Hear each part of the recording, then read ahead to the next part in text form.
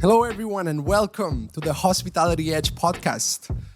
This podcast is meant to bring together what we think are two sides of the same coin, real estate and hospitality. Whether you are a current or aspiring short-term rental property manager, host, or real estate investor, you're in the right place. Dive in with us to uncover the captivating stories and golden nuggets from industry heavyweights, including leaders, operators, investors, syndicators, founders, and entrepreneurs. So thank you.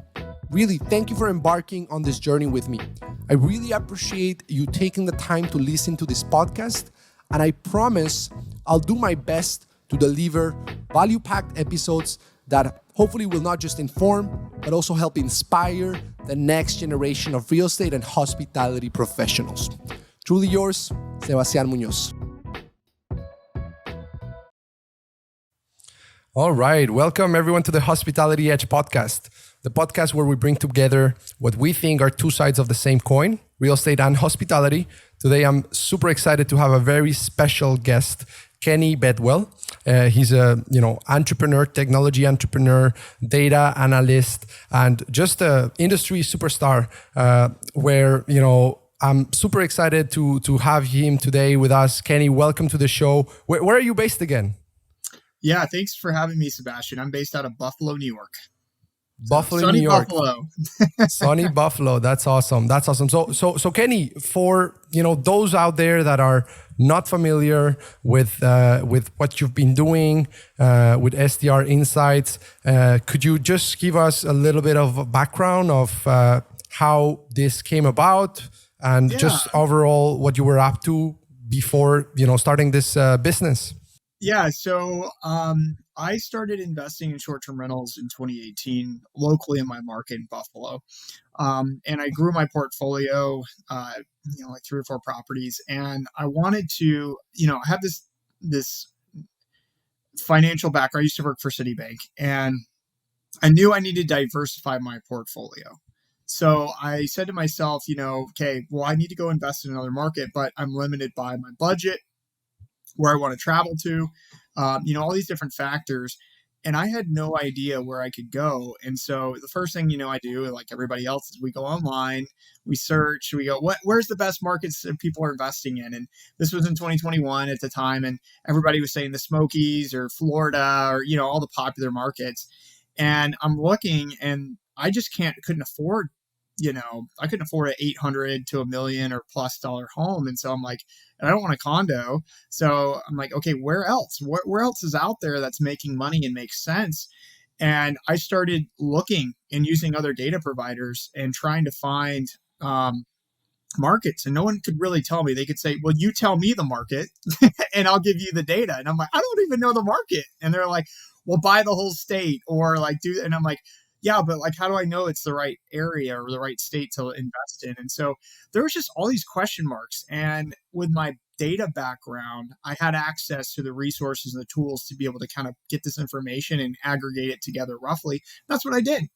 And so I searched, and I created a tool that compares markets side by side based on the housing prices of short-term rentals in that market and the revenue. So now we have a gross ROI, so we can say, okay, what markets have the best ROI based on my preferences and my budget?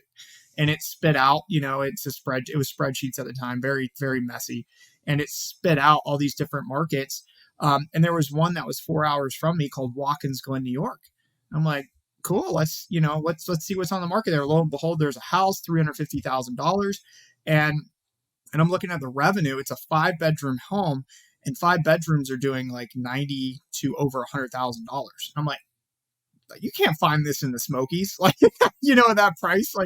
And so I'm like, what am I missing here? And the data is pointing me in this direction. So I dove in, and sure enough, it's true. And I found a house that was for sale there. That was the $350,000 when I bought it, and pulled in $95,000 in the first year. It's off a $350,000 purchase.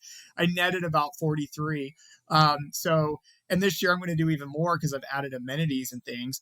But it gave me a list of potential markets. So my preferences were some near me, about 5-hour driving distance. And then I like North Carolina. So I was looking at North Carolina. So I had some markets there, some popular ones in Western North Carolina, which have been really lucrative. And it just happened to be the one that was closer to me was the better deal.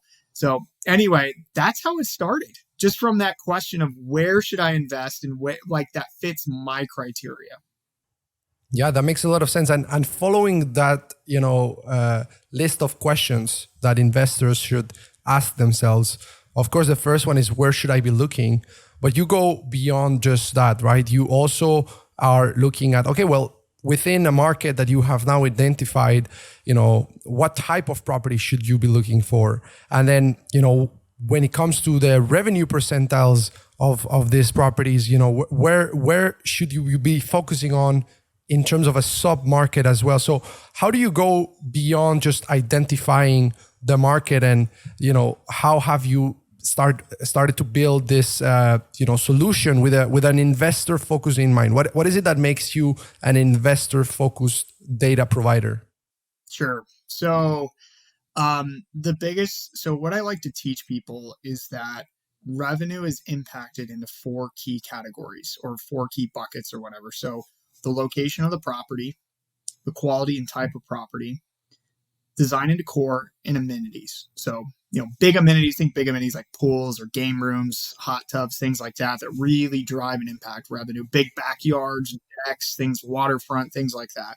So when most of the top properties, when we look at the data of the top properties, they nail at least 3 of the 4, if not all 4.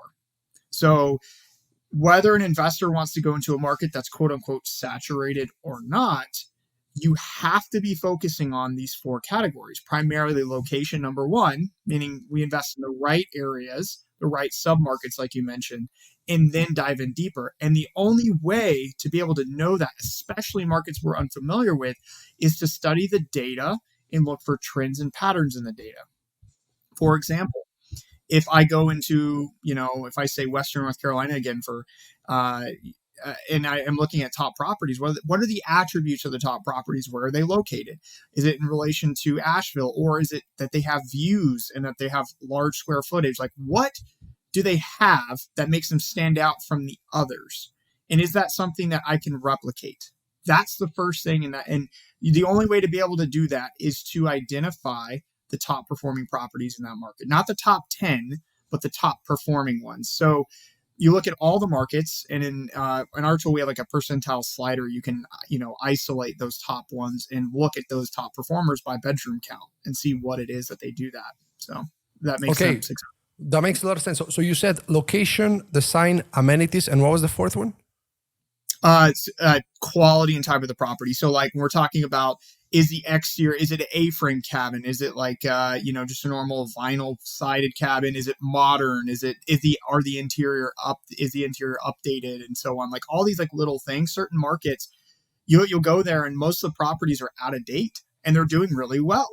And you don't even need that. Like my property in Watkins Glen, I'll tell you right now, it's somewhat updated, but it needs another refresh. But it's one of the top properties in that market because of the amenities and the location of it.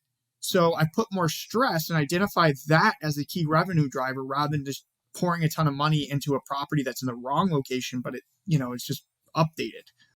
That makes sense. And of course I would add, guest capacity, but since you're looking at the data per bedroom count, then, it makes sense that, you're just talking about those 4 components. That's super, super interesting. Now, I want to ask you something from, your real estate investor point of view. And basically what you're doing is you're taking the price of comparables and then you are comparing that against the revenue that the property can generate. So as you said, it's a gross yield, right? Now, when you look at that, it's of course very interesting to go towards markets that are cheaper and will give you the same, if not better returns.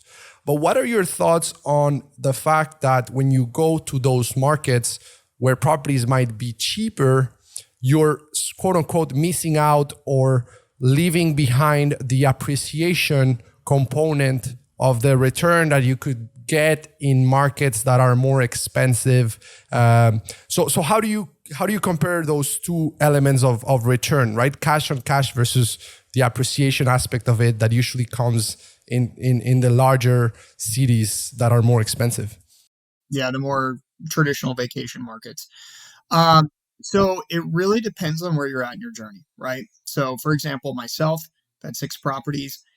Like if you came to me with another $350,000 home that, I mean, well, this one's doing pretty well. It's cash flowing good enough. But if you came to me with like a $200,000 home and the ROI on it was we'll say 50%, and it was only cash flowing $25,000 or whatever that number is, I'd probably turn it down because it's not enough money. It's not worth my time, especially if I'm going to manage it or even have somebody else manage it. Like it's got to be worth my time. And so cash flow has become more important for me than cash on cash returns. So cash on cash returns is how quickly we get our money back. And if I'm trying to scale and I'm getting started, I'm new, then I don't mind being in a cheaper market. I don't mind just trying to get my money back as quickly as I can. Whereas in a cash flowing market, so like it's generating more money, I care less about cash on cash and more about how much my time is worth. So if I'm going to manage it or even put effort and energy into it, it needs to yield a return of at least $50,000 for me now. So the next properties I'm looking at, they have to give me a cash flow return of $50,000, regardless of the cash on cash. So sure, I'll look at the cash on cash, but my focus is on cash flow, the yearly cash flow. So going back to kind of answering your question, you kind of asked more about appreciation. So yeah, appreciation is, like buy and hold and wait. But I kind of argue and counter, and that is important. I'm not going to turn that down, but I kind of counter and say like the name of the game is cash, right? Cash is king. And so we're buying an active business. Short-term rentals are active businesses. So we want something that's going to generate cash, cover itself, and then over time can appreciate. And so you just kind of weigh those, and just, you always want something that's going to cash flow. And then if that's the case, then you can go to more expensive markets that might have some more appreciation as well. Cause that's obviously, coupled with that benefit. Right, right. This leads me to the next point, which is forced appreciation, right? Which is something that we struggle with in the short-term rental space because we have a hard time getting lenders or future buyers to consider these properties as the businesses that we know they are. So I'd be curious, you were talking about, if you're scaling a portfolio, I'd be curious to understand how you look at, exit strategies within investing in single family short-term rentals. Are you seeing institutional appetite for, or any type of money coming in to buy portfolios based on cap rates? Is it too early? Is it more of a long-term play? And in general, what are your thoughts on exit strategies when you are going with single family and trying to just keep adding more and more with time? What's your formula to scale, right? Your own personal portfolio? Yeah. So, having like a little bit of experience being in the, on the banking side with Citibank, I worked in the equities market. We weren't buying portfolios of short-term rentals, but like clients like, BlackRock and some of the others, like we familiar with what they were doing and buying single family home assets. So these larger institutions are buying portfolios of properties that meet certain criteria. So, and Marriott is doing this too. Some of the hotels are going to be doing this, but what they're doing is they're buying businesses. They're buying property management companies that manage or own, a portfolio of properties. So I guess what you're talking about is building up a portfolio that can be sold to one of these institutions. So you have to buy homes that fit what they're looking for. So if you want to do that, and that's your exit strategy, is to sell to a large investment group or institutional investment, group, then, or a hotel, then you need to look at the type of homes they're buying up currently. What type of single family homes?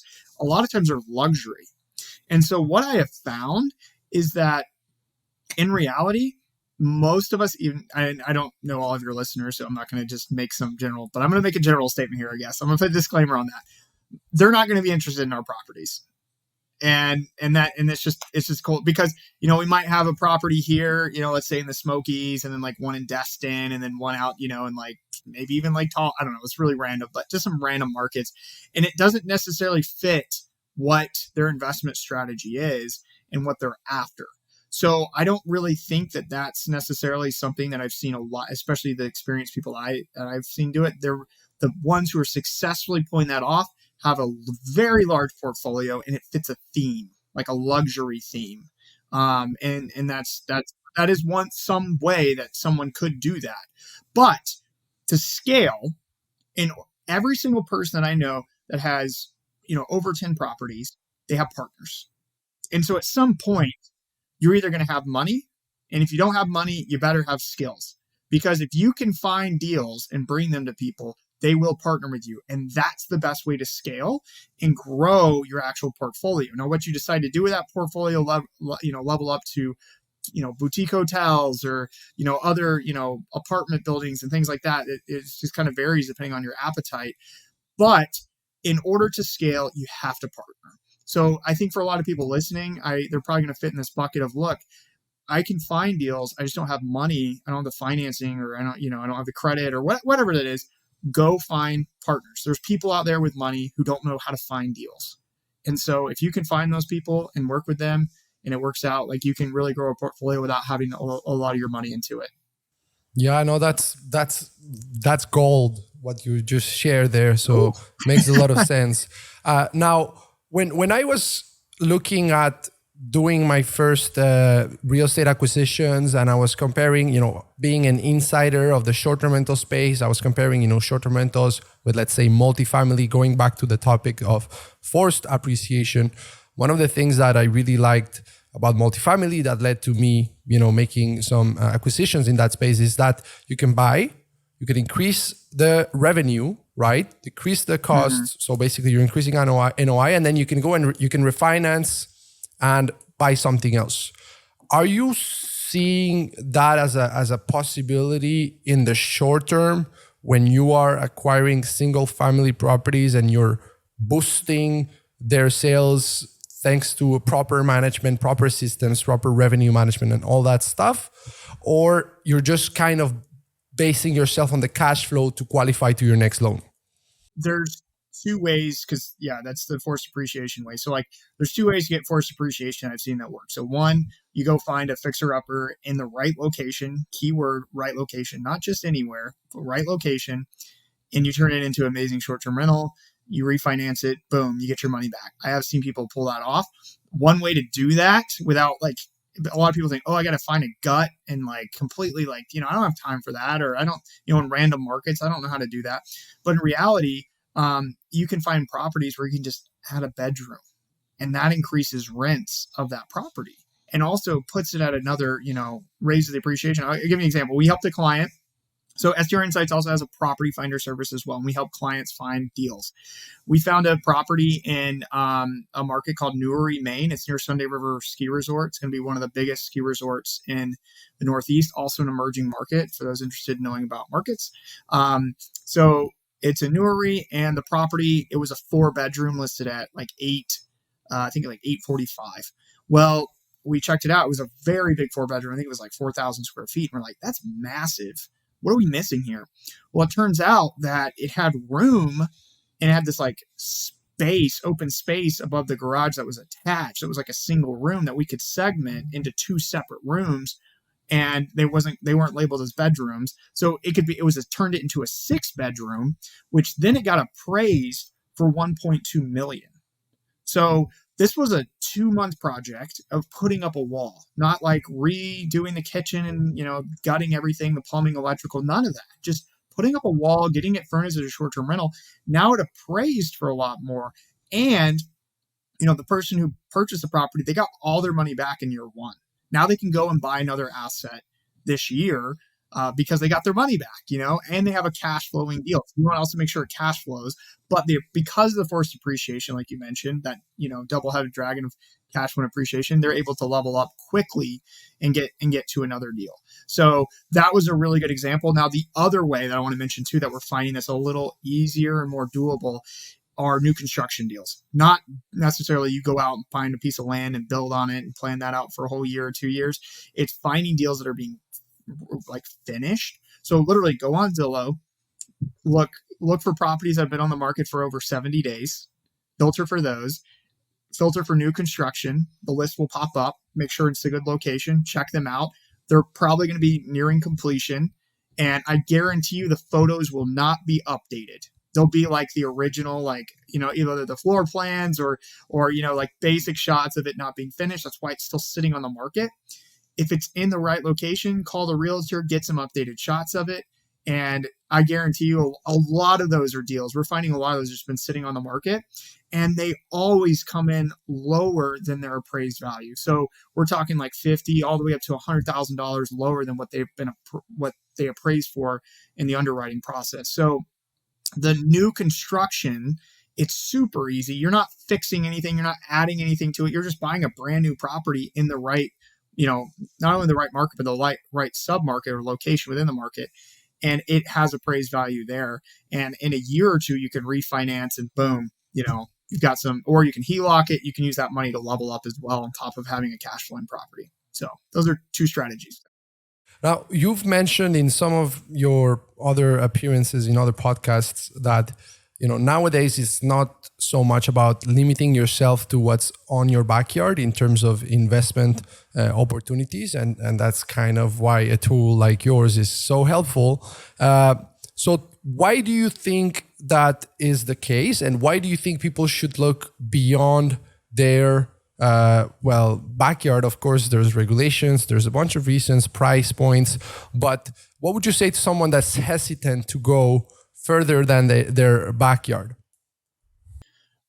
I mean, so yes, if you're limited to, like, you can't invest in your backyard, then definitely like explore it. In my opinion, I found that I spend less time on properties that are further and further away from me because I am forced to have the right systems and processes in place to run them. But it is very possible. There's people all across the country doing it. If you're like, oh, I'm so nervous about this, there's plenty of resources. We just want to make sure we're targeting markets that have at least 100 active rentals or more to make sure we have the right resources in place. So if you're looking at a new market, you obviously want to check out regulation, but you want to make sure the resources are there. So cleaners, maintenance, all that.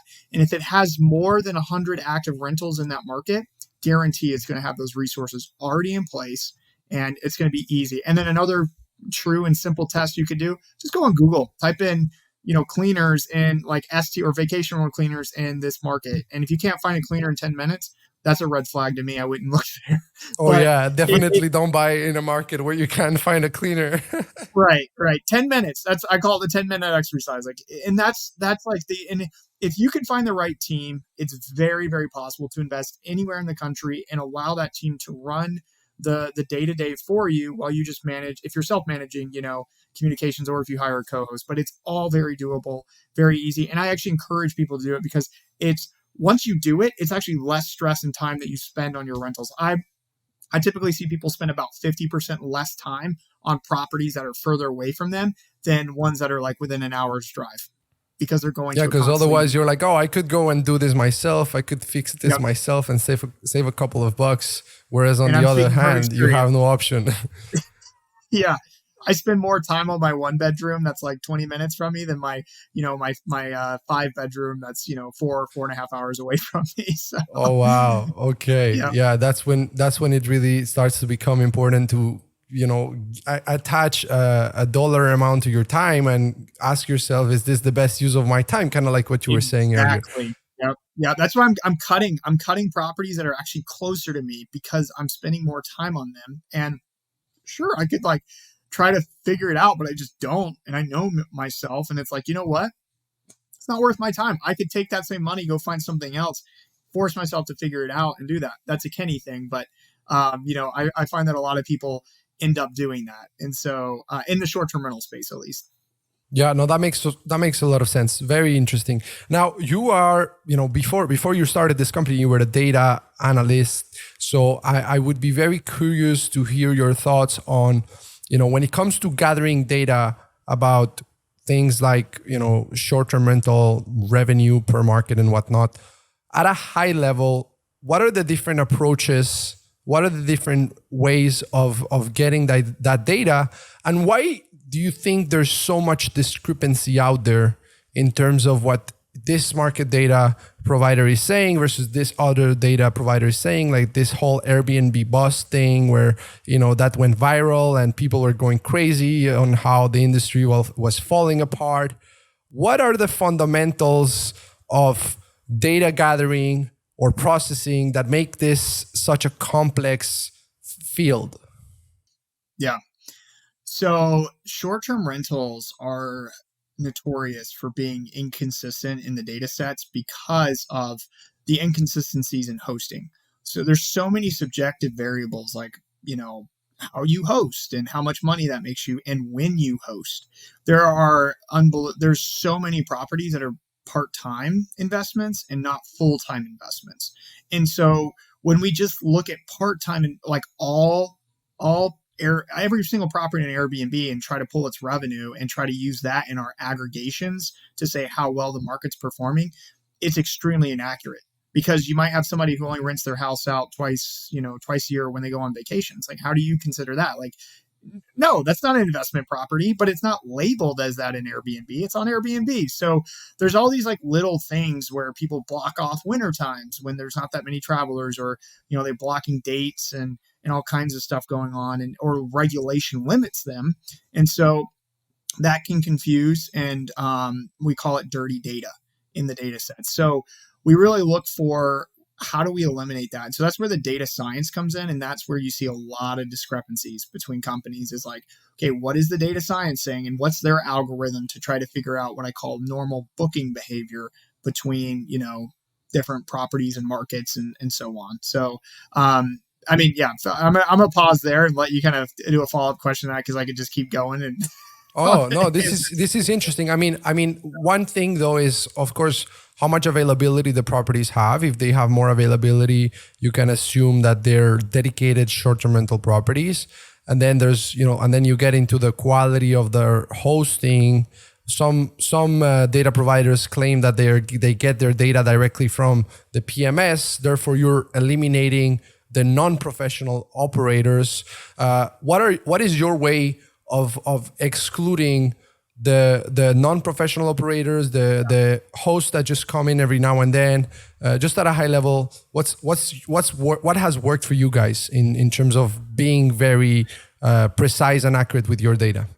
Yeah, I'll say, and this is my 2 cents on all of this. So one, if we're only pulling it from PMSs, we're only pulling it from like specific property management companies. I outperform property management companies all the time in all of my markets. Like I'm, and that's how it is. Like I would never, I don't want to see properties from property management companies to know how much they're making because it's inaccurate. And so I want to see the top performers and what they're doing, and can my property match that? Whether it's the four key buckets. So I'm very heavy when I evaluate based on that. So with that in mind, I understand like being connected, and that's really the only way to be pinpoint accurate is being connected to every property. But in reality, nobody is. And you're getting a very relative and small sample size of, well, we pull, directly from them in this market, but it's only like properties that are managed by companies. And you're like, well, can you make more than that? Yeah, sure you can. Okay, well, I want to see those numbers, so how do I get that? So I'm a little bit like, I've heard that argument and we were like, oh, well, they do this. And you're like, cool, good for them. But to me, that's not enough for me to pull the trigger on this property. I want to see all the data and filter it for myself. So what we do, and I guess like I'm just going to speak for myself and how I've kind of done it, is we look for booking behavior. Right. So if people are blocking off massive segments of their calendar, if we see, they drop rates really, really low, and I say drop rates, like it has to be ridiculously low. We also look at the reviews and the dates of the reviews coming in. And if there's inconsistencies, large gaps in that, just weird calendar behavior. So, if someone has their calendar is, 100%, occupancy for like 2 to 3 months in a row, that's not normal. Like there's like little things that you can do to really track this and use data science behind it. There's a lot of other things behind the scenes too that we're like, we can pick up on and know, like in this market, we typically see a drop off here, and we know that that's not normal, and that's not a booking, and so on. So we can kind of pick up on those things. And so, but it's about accuracy. I mean, I'd say we're probably like, I don't know, give us like 85%. And then every single adjustment we make, it's like 85.5%, 85.7%, it goes up. But I don't think anybody's ever going to get to 100 until we start connecting to actual bank accounts. So I don't know if we'll get there yet. But Yeah. No, but you said something there very, no, for sure. But you said something there very, very interesting that caught my attention, because I had that thought, right? For in my head, if I'm comparing myself against professional operators, then I can tell myself, I can assume that those are going to be, the best producing properties. But what you're saying is not necessarily. Make sure you're comparing yourself against the top producing properties, regardless of whether they are professional in the sense that they have a tech stack, they have a PMS, all these other things. Just base yourself on the actual revenue and just compare yourself against the top percentile. Is that correct? Is that what you're saying? That it's not necessarily because you're professional and you have a PMS that your results are going to be better, so you shouldn't just be comparing yourself with those? No way. I guess, like, I don't know. I guess I use Hospitable as my PMS. It's like still loose. Like, it's not quite like, a Guesty or Owner Res or anything like that. I do better in property management companies, and so, but they're not connected to my bank account, and they can't see. I mean, sure, like Hospitable is, but the data providers aren't connected to Hospitable. So it's like, my data would be filtered out. So if there was an individual host looking to purchase a property, they would be stuck with a limited data set and a viewership. So I guess what I'm saying is I prefer to see most of everything, and then be able to differentiate between, look, these people fall in this bucket and these people fall in this bucket. Where am I going to fall? So I don't like it. If a property, when I'm evaluating properties, I don't necessarily go like, what's the 90th percentile doing? And I'm going to do that 90th percentile, because in reality, a property might not have those attributes to be able to hit that.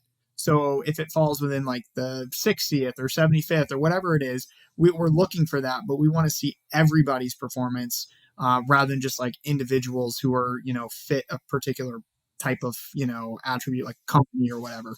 So right, but as an aspiration, as a goal, I mean, it does help, set a standard of what you should be aiming for in terms of design, in terms of amenities, in terms of quality. Of course, within what's possible with the particular product, with the particular property that you have.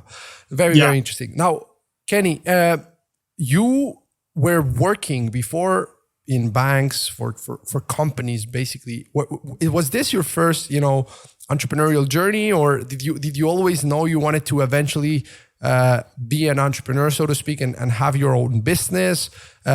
Or was it something that just, kind of happened in terms of you going back to your story, right? You saw the opportunity, you put it together, people started asking you for it, and then you went on with it. How much was it, intentional? Hey, I know one day I'm going to leave my W-2 and I'm going to start my own thing, versus the opportunity is just so big and people are asking me, I need to do this, not to miss out on this huge opportunity.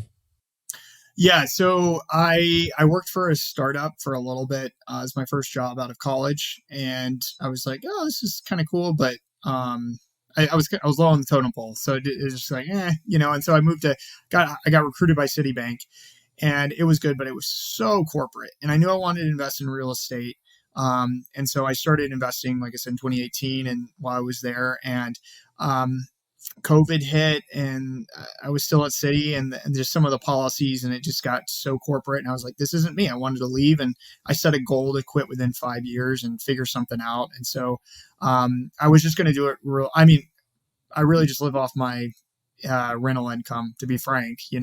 I'm putting STR Insights as a startup, and we're putting everything in it. But the income from the rental properties, I started generating a lot, and then they made us go back to the office, and I was like, I'm not going back to the office. So I'm like, I'm done, guys. And my boss he's a cool guy. I really liked him, and it was it wasn't a bad job. I didn't like the corporate life, and I knew I had to figure something out, and real estate was kind of that avenue. So I went after that, and then STR Insights kind of spawned out of that for mainly to help other people. So Got it. Yeah, The Office, right? Can't go back to it. I'm oh the no, same. no, I I'm will like never go once. back to it. So Yeah, no, absolutely. Now yeah. that I mean, we at Angel Host, we have people working from like 11 different countries, and thanks to COVID, it became the way in which we It continue to became scale the normal, and yeah, organization. you can't. Yeah, I had a hard time. Like they were making us come in like 3 days a week, and you're like, why? And they're like, oh, like some weird justifications, and you're like, You it's want to for the see real. your face. We want to see your face, and I'm like, yeah, you're not going to see my face much longer. And so, anyway, Interesting, but interesting. So STR Insights is 100% bootstrapped at this point. You guys have not raised VC funds or anything like that just yet. no, I don't think we're going to. We've done pretty well so far. I'm not trying to brag or anything. I'm just saying like we've done it, and I just I'm not a startup guy. I never was, and they were taught like we thought about going for funds and all the work and effort that goes into that. And I'm like, I don't care about that. I care about real estate investing and finding deals and data. So I'm just going to, maybe one day I'll hire someone to go do that, but we just don't need it. And so, and the direction we're going, I think is just kind of a different angle than what maybe other people, other data providers like that we're compared to are going. So, and that's fine. I don't want to be them. We're different, and we have a different goal in mind. So interesting. So what's the vision on where you see yourself and how you want to position yourself in the market? I mean, you have the SaaS component to it. You provide access to the data of all the markets. Then you mentioned that you have the service component, like as far as helping people out to find a deal. So there seems to be a mix of SaaS and consulting, if we can call it like that. But I think there's more things to that, correct? So tell us about your vision and how you want to position yourself out there in the marketplace. Well, look, so I did a ton of like client interviews, and every single person, it kind of came down to the same thing. They all told me, look, we don't want another subscription to a piece of software. And I'm like, oh, well, what if it tells you like these answers? And they're like, cool, but I just want the answers. And so I'm like, well, sweet. Like if we can provide those to you, maybe with a human touch, what's that worth it? And we found that it's actually like one, it's very, it's beneficial for us in terms of business, but also two, been able to help a lot more people get their outcome. So my vision is to help people find properties. And whether that's through software, whether it's for helping them like use our service where we actually help them. And we're developing a lot of really cool software behind the scenes too. But the end goal is to help people find a property to obtain their goals. Like they all have dreams and visions. I talk to people every single day. Like, I want to leave my W-2, or I want more time and freedom with my family. And it's a lot of inspiring stories. And so my goal, data is powerful, but it's a tool. A lot of people, they're like, cool, I want to use the tool, but I don't even know how. And so they need help. And so that's what I want. That's what I want STR Insights to really become known as, is the company that helps you find a property, helps you use the tools that you need to be successful.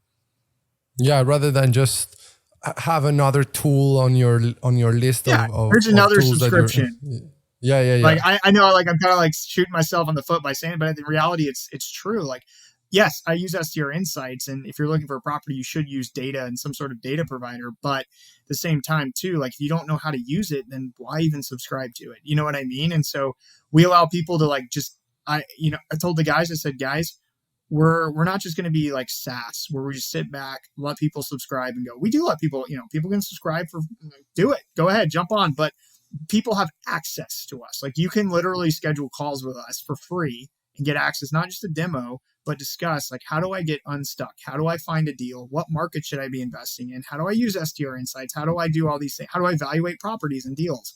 All these different aspects, we sit down with people and discuss for free, because the ultimate goal is to help them, reach, this end destination of having a profitable property. When we switched that mentality about 3 months ago, we almost doubled our revenue. And it wasn't like the plan wasn't to necessarily just, oh yeah, let's double our revenue by doing this. It was just it was a mindset change to help people. And when you help people, obviously there's the reward that follows it. And so I'm not chasing the reward. I'm chasing like the end result, which is help people find deals. So that's where I really want to get to. And I know that's different. And maybe that limits us in potential scalability. I don't know. Yeah. That's not the point of it. So that's interesting. That's what I was going to say, because at Angel Host, where I work, there's also a mix of technology and service, right? We are, the tools, but we also manage the tools for you type of thing. And the challenge is, the more you add the human aspect, the harder it can be to scale, or at least the more expensive it becomes to deliver your service. So you need to make sure, although you might be making more revenue, what are your margins on that? So it's an interesting challenge. And I agree that when you look at it from the point of view of what is giving more value to the user, well, the more that they can be handheld by someone that knows how to use the tools, the more likely they will be at getting the result that they're looking for. It's just an interesting challenge internally on, okay, how do we now scale this, right? Profitably. Dilemma, right? Yeah. No, I 1,000% agree with you. Yeah. It's obviously like, customer cost of acquisition and, obviously like all of our expenses, with having to hire more people to do consulting and training and teach them how to do things so they can teach people and get like, yeah, that's costly. That's very costly. But at the end of the day, I mean, it's been working very well so far for us. And so, I'm jumping all in, and I'm just like, you know what, like when people ask me what's the difference between us and everybody else, I just tell them, look, we help people find deals. I don't know anybody else who's like doing that besides a realtor maybe, but from a technology and data standpoint and consulting standpoint. So I don't really know many people doing that as a service, on top of having like data. So for sure. And what are your thoughts on international expansion? I mean, the US is huge enough where you can focus on the US alone, and I'm sure you would have for a couple of years maybe. But what have you started thinking or looking into how you could take this beyond the US, or is it too early to go there? Every day. No, we will be outside the US. Just got to get we're waiting. So we got to have enough data and everything going to feel confident in the numbers, and then we'll do it. So the reason why we can't just jump all in like everybody else is because our data model is different. We're not just pulling revenue. We're also pulling housing prices of short-term rentals. So when you get outside the US, it's no longer, the MLS and what's on the market and values of homes. It's a lot harder to get that information depending on the country. So it's trickier. So we're, the Caribbean, Mexico, Canada, and the UK and Australia are like first on the list. And that's kind of what we're working on right now. And then we'll eventually take Europe and things like that. So, but those are going to be like kind of the ones, but we won't be everywhere because we can't. And that's okay. So, right. Is it because they have an equivalent to the MLS system in the US, those countries that you mentioned, therefore you can get easily, well, not easily, but accurately the price per property? Right. Yep. Price per property. Yeah. So, and I want to be careful with that too, because it's not just price per property, it's price per short-term rental. So when you're looking at a beach market, and I can't stand this when I see like Zillow's estimate average for like a Destin, Florida is like $500,000. Go find a short-term rental that's $500,000 on the beach. You're not. They're going to be $1 million plus. So the median value or price of a short-term rental is significantly higher than in most markets than just regular single-family homes. So we got to take that into account. And that's why we made STR Insights in the first place, is to answer that question. So you could go in and put in your budget and tell you the markets that make sense based on that you could actually afford. So you're not wasting your time.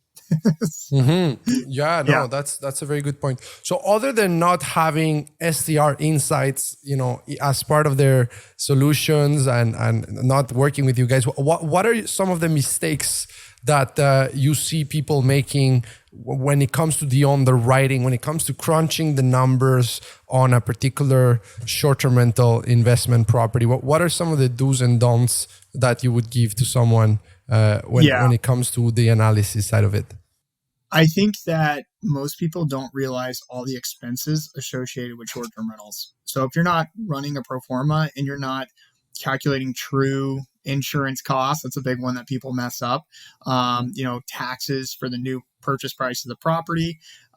Utilities are a lot more than just the average in the market. Like there's a lot of things. So my rule of thumb is 25. So your profit of a short-term rental will be about 25 to 30% of the gross income of that property. So that because of interest rates. Now, this isn't true for people who bought in 2021 or 2022. This is interest rates today and debt service today, along with all the expenses. So if you're running your numbers and your profits and you're taking a normal loan, your profits like 50, 60%, you're missing something in your expenses. That is like, just look at those numbers and you'll see right out the gate if that percentage is not right. So that already excludes the debt service. So you're saying net after paying the expenses and after. Yep. So if I'm going to if I have a property that grosses $200,000, I should expect to net today about 60 to 70,000 is my kind of rule of thumb. Okay, that makes sense. So we have a couple of good rule of thumbs. The other one you shared earlier that I just wanted to clarify is when you were saying that when it comes to your profile and where you're at right now, you're looking at 50,000 at least per property. Is that net? So that would be 25 to 30% of the gross that you're looking for? Yeah. Got it. That's cash flow 50,000. Yeah. Interesting. Yeah. That's very good. All right. Well, listen, this has been full of nuggets and full of, information that I'm sure is going to be very, very valuable for anyone out there looking to get into the space or scale. And, super, super excited to see what's next for you guys. I think this is a much needed solution that solves a real problem where a lot of, what's out there today might solve for it just partially, right? So I'm super, super excited. I'm excited to keep playing with the tool myself, sign up for it and whatnot to maybe, even use it for my next acquisition. Kenny, can people follow you? Is it IG? I see it on the handle in there. What's the best place for people to connect with you other than that? Look, if people want to message me, I get messages all the time and I respond to them the best I can. So just message me on Instagram or Facebook. So on Instagram, it's Kenny_Bedwell. And I'll get back to you. If you need help, you feel stuck, whatever, just have a free call. I don't care. We'll talk it out. So we'll figure it out. Yeah, no, absolutely. Well, Kenny, I could hold you on for hours and hours here, I'm sure, because this has been that good, but I'll let you go. Thank you so much for your generosity. Thanks so much for taking the time, and hopefully we'll have you back in a couple of months to get some updates on where you're at that point. Sweet. Yeah, I appreciate it. Thanks for having me on, man. Thanks. Take care. Bye-bye.